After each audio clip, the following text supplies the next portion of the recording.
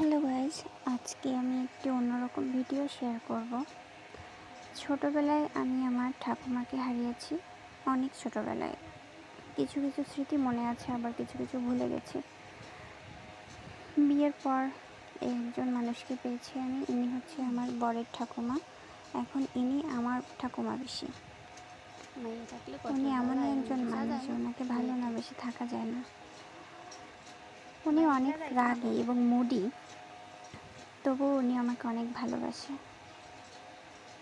এই যে ওনাকে একটু সাজিয়ে দিচ্ছিলাম, দেখুন কি করছে।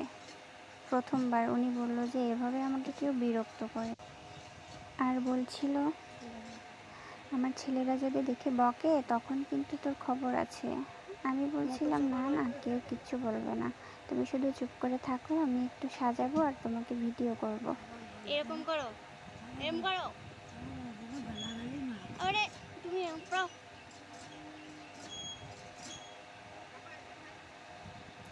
ও আরেকটি কথা বলে রাখি, আমার এই ঠাকুমার শুধুমাত্র 4জন ছেলে, অর্থাৎ আমার 4জন শ্বশুর শুধু, ওনার কোনো মেয়ে নাই। এই জন্য ওনাকে প্রায়ই বলি আমি, যখন একটু ইমোশনাল হয়ে যায় উনি, কেন তুমি কোনোদিন যে আমার মেয়ে নাই, ওনার খুবই আক্ষেপ যে আমার একজন মেয়ে কেন হলো না। তখন আমি ওনাকে বলি যে তোমার মেয়ে কেন লাগবে, আমি তো আছি।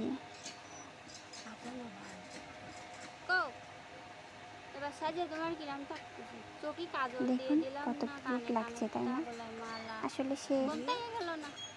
ও তার এক সময় যুবতী বয়সে অনেক সুন্দর ছিল, এটুকুতি তাই ভালো বলছিলাম যে দাদু তোমাকে দেখে পাগল হয়ে গেছিল, বয়সকালে তাই ভালো না? চেহারা ছিল তোমার, তাতে দাদু পাগল হয়ে গেল গো।